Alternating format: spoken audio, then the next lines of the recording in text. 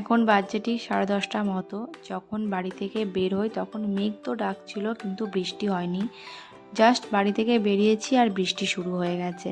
তো প্রায় এখানে 1 ঘন্টা মতো দাঁড়িয়েছিলাম। মানে আমরা আমাদের গ্রাম থেকে বেরোইনি, তার মধ্যে আর কি বৃষ্টি শুরু হয়ে গেছে। আর গিয়েছিলাম কোথায়? গিয়েছিলাম হচ্ছে আমি, মা, বাবা, সুমন। মা বাবা বলতে আমার মা বাবা 4 জনে মিলে গিয়েছিলাম সোনার দোকানে। তো তার আগে বাড়ি এলাম, এসে 3টে শাড়ি এখানে রেখে দিয়ে গেলাম। মানে তোমরা তো জানোই যে আমার আলমারি পুরো ভর্তি হয়ে গেছে। তো এই 3টে শাড়ি রেখে দিয়ে গেলাম, আর সপ্তমী আর অষ্টমীতে যেগুলো পরবো সেগুলো নিয়ে গেলাম। আর দেখো, যখনই আমি আসি আর শীষ কিছু খাই তখন আমাকে কিন্তু না দিয়ে খায় না। এদিকে ভালো রকম বৃষ্টি পড়ছিল, তার মধ্যেই বেরিয়ে গেলাম। আর কেন গিয়েছিলাম তোমরা তো সেটা আগের ভিডিওতে দেখেইছো, যে মা বাবা ওকে একটা গিফট করেছে, তো সেটাই আর কি নিতে গিয়েছিলাম। তাছাড়াও গিয়েছিলাম, মানে আমার শাশুড়ি মা পুজোতে আমাকে এই ল্যামিনেশন পলাগুলো দিয়েছেন।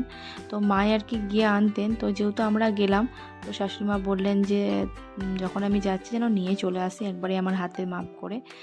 আর তোমরাও চাইলে এই ল্যামিনেশন পলাগুলো নিতে পারো। সোনার তো এত কম দাম হতে পারে মানে জানা ছিল না। এটা নিয়েছে মাত্র 1100 টাকা। তোমাদের সঙ্গে দামটা হয়তো শেয়ার করতাম না, কারণ গিফটের জিনিস আমি খুব একটা দাম শেয়ার করি না। মানে গিফট বলতে শাশুড়ি মাই আর কি দিয়েছেন, তো সেটা তো গিফটই, কিন্তু অনেকে হয়তো মানে এত কম দাম, তো ওর জন্য আর কি তোমাদের সাথে শেয়ার করলাম।